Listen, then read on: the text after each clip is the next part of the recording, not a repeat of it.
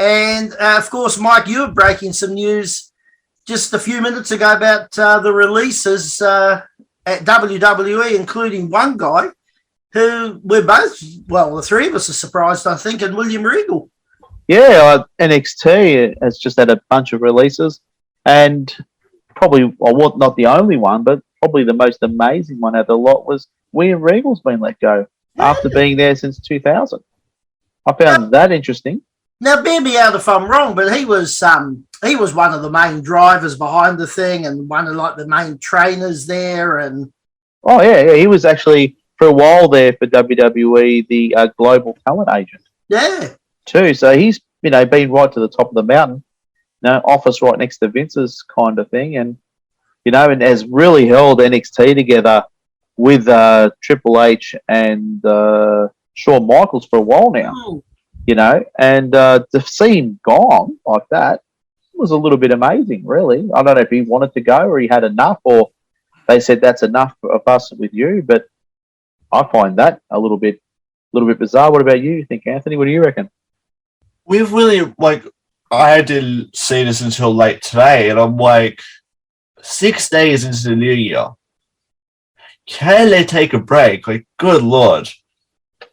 Well, business doesn't stand still, Anthony. That's the problem. And but there's something. I mean, if you notice now, some of the so-called older champions are dropping the titles, and I think it's a very interesting turn though with NXT. They've brought in Riddle, they've brought in AJ. It's almost like they've got guys making cameos to try and put some of the younger guys over. And they're really anybody that's been there of any sort of substance. Like Tommaso Ciampa was probably the last one. And of course, he lost the belt yesterday. Yeah, no, you're right.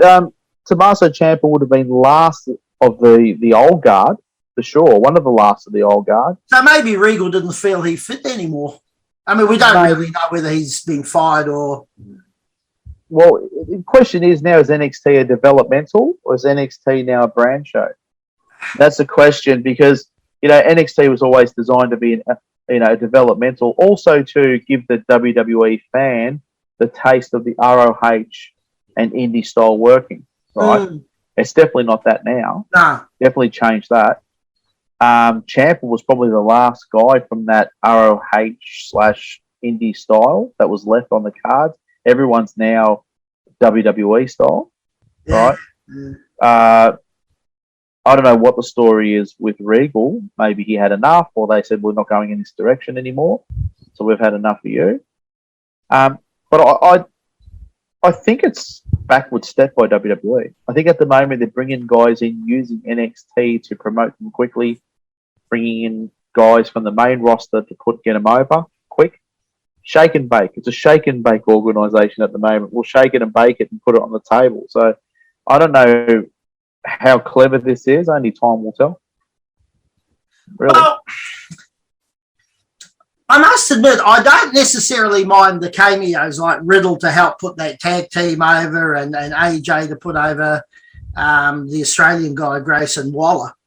Now, you probably might know of him. I didn't know of him over here when he was here, this Grayson Waller, but I think he's got some real potential. Oh yeah, look, they all do.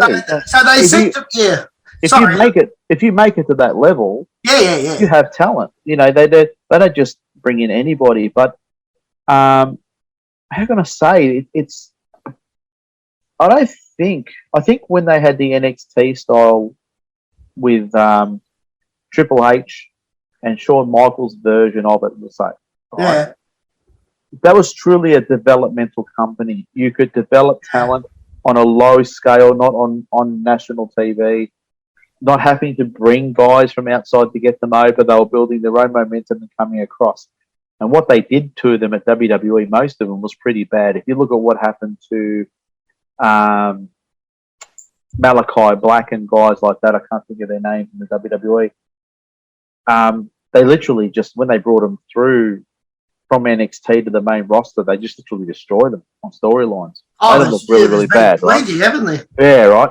So it almost made the NXT product useless because they were doing all this great work across there, and then bringing him in onto the main roster and literally killing them in the storylines, murdering them. Well, yeah, you're right. I mean, there were so many good ones that came up, and the big guy, terrible, my memory's gone blank. I'm still on holidays. The big guy, and they started calling him Bearcat.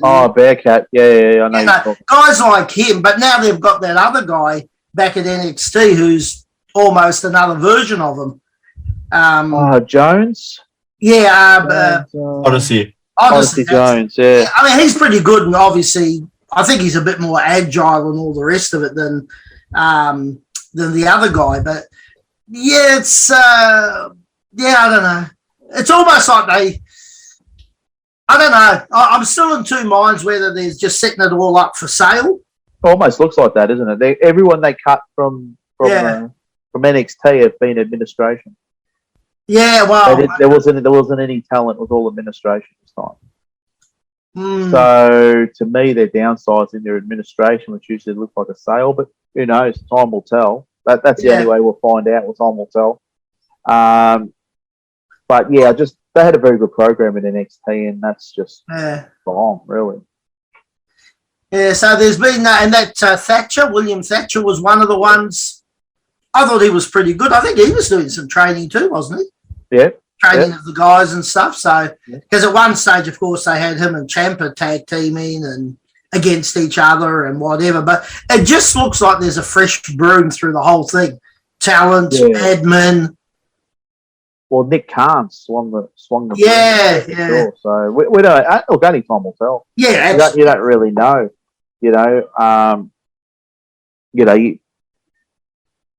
With the young talent, like I said, I think that they needed that place NXT, and ROH was another place, and to develop, because there's no territories anymore, so there's nowhere you can go and hide in a territory somewhere and learn the ropes from some guy that's been in business for 30 years. The one advantage we have of training at George's is all the years experience. Absolutely, yeah. You're dealing with somebody that's got 50 years experience, wrestled with Milano, wrestled with names upon names, Cyclone Negros, Jimmy Snuka. Yeah. And we're lucky in that aspect, because there's not a lot of that around anymore.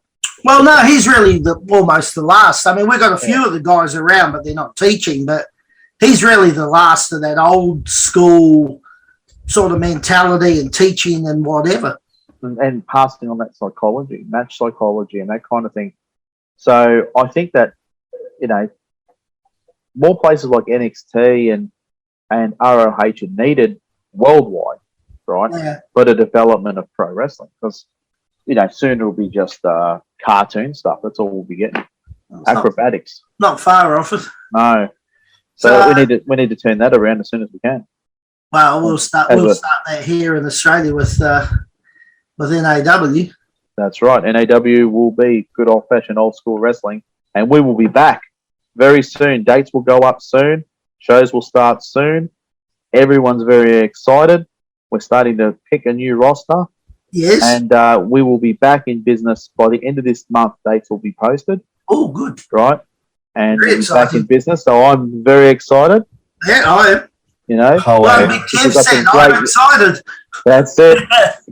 But we are, and I think it's probably important to note that we are actually handpicking the talent that we want. That's right. Very, very precisely picking the talent we want, because we want to put on a brilliant, brilliant show. That's right. We're going to be representing old school wrestling as old school wrestling is meant to be. Yeah. Very, very, very good with the right talent. Yes. So I'm excited about that. I can't wait. And some character development too coming through, Anthony. I was speaking to someone who shall remain nameless, maybe by the name of Mean Mike Ranson, but he's got some character development in line, and I think people will be very, very surprised at one of the characters, and even the character's manager. People would not have seen this coming anywhere in the wrestling world, but that's all I'm going to say. Well, he's an import. We had to bring him over from overseas, and he's agreed to come here and wrestle for NAW, and and he's from the southern states in America. Yes. So we're very excited to have him over here. And one of the few from the southern states of America who's not married to his cousin. So that's exactly right. I think he was at one point, but he's divorced now. They got separated in divorce, so it doesn't count anymore. But I think he'll be a great addition to the NAW roster too. So we're very excited about that, and there'll be some drop-ins of legends. Superstar manager. Yes, superstar manager. World famous. Yes. Which is true. Which is actually true to say. World famous. Yes. Yes, he'll be a special guest manager for this gentleman coming in just to manage this gentleman. And can we announce the reformation of the announced team, or do we keep that on hold for a minute? I think we keep that on the hold because we can't give everything to the people in one hit. You know, you just got to give them in small, bite-sized portions. Let's just say Australia's #1 commentary and announced team reforming exclusively for NAW. That's right. I'll be very happy to see that happen. And these names will be leaked very shortly, ladies and gentlemen. So keep your ears pricked and wait for that, because it will be getting posted up and on this wild world of wrestling as soon as possible. Now, what else are we talking about? We've got the releases, and as always, we seem to end up talking about what's going on at WWE, but we don't really know. That's the problem. But they keep going on, you know. So